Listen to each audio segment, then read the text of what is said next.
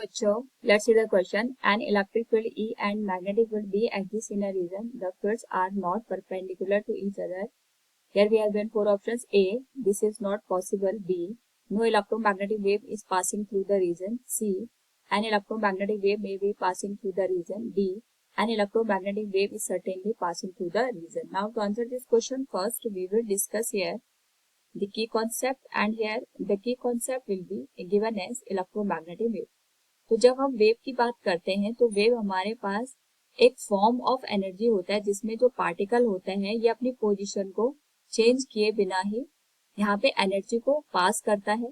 और electromagnetic wave में हमारे पास जो एनर्जी यहाँ पे ट्रांसफर होती है in the form of the, वहां पे हमारे पास इलेक्ट्रिक फील्ड भी एग्जिस्ट करता है और मैग्नेटिक फील्ड भी एग्जिस्ट करता है। यानी अगर हम इलेक्ट्रोमैग्नेटिक वेव की बात करते हैं तो सपोज ये हमारे पास वेव प्रोपोगेशन की डायरेक्शन है जो हमने एक्स एक्सिस में कंसीडर कर दी।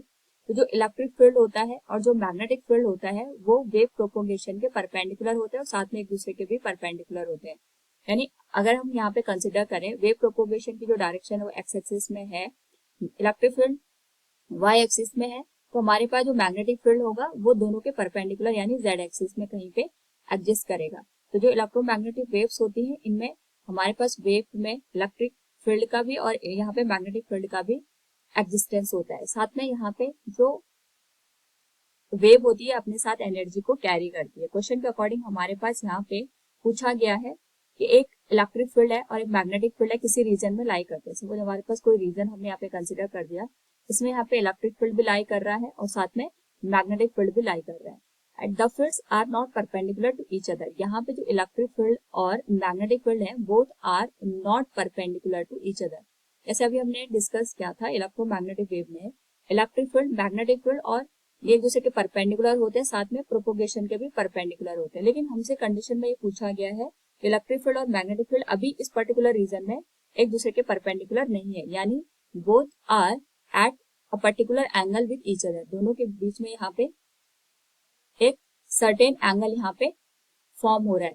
तो क्या यहाँ पे हमारे पास जो इलेक्ट्रोमैग्नेटिक वेव है ये इस रीजन में एग्जिस्ट करेंगे या फिर नहीं करेंगे। नाउ अगर हम यहाँ पे कंसिडर करें कि हमारे पास जो डाई इलेक्ट्रिक मटेरियल्स होते हैं या हमारे पास यहाँ पे जो डाई मैग्नेटिक मटेरियल होते हैं, डाई इलेक्ट्रिक और डाई मैग्नेटिक मटेरियल में हमारे पास यहाँ पे जो इलेक्ट्रिक फील्ड और मैग्नेटिक फील्ड होते हैं वो एक दूसरे के परपेंडिकुलर नहीं होते। इसके बावजूद भी हमारे पास वहां पे जो इलेक्ट्रोमैग्नेटिक वेव्स होती हैं वो एग्जिस्ट करती हैं। या फिर अगर हम बात करें यहाँ पे हमारे पास जो ट्रांसमिशन लाइन होती है वहां पे हमारे पास हाई वोल्टेज पे हम इलेक्ट्रिसिटी को फ्लो करवाते हैं, उस पर्टिकुलर केस में भी यहाँ पे हमारे पास जो इलेक्ट्रोमैग्नेटिक वेव्स होती हैं वो एग्जिस्ट करती हैं, भले ही वहां पे हमारे पास जो इलेक्ट्रिक और मैग्नेटिक फील्ड होते हैं वो एक दूसरे के परपेंडिकुलर नहीं होते। तो एक पॉसिबिलिटी ये बनती है कि हो सकता है ये जो रीजन हो हमारे पास ये डाई मैग्नेटिक मटेरियल का हो या डाई इलेक्ट्रिक मटेरियल का हो, उस पर्टिकुलर केस में इलेक्ट्रिक और मैग्नेटिक फील्ड एक दूसरे के परपेंडिकुलर ना होने के बावजूद भी वहां पे इलेक्ट्रोमैग्नेटिक वेव एग्जिस्ट कर सकती है। या पॉसिबिलिटी ये भी हो सकती है अगर हम यहाँ पे इन मटेरियल्स का यूज ना करें तो वहां पे इलेक्ट्रोमैग्नेटिक वेव नहीं होंगे। नाउ क्वेश्चन के अकॉर्डिंग हमसे पॉसिबिलिटी के बारे में ही पूछा गया है, that is the fields are not perpendicular to each other. तो we can say an electromagnetic wave may be passing through the region. Option C will be the right answer. Hope all you understood it. Thank you and best of luck.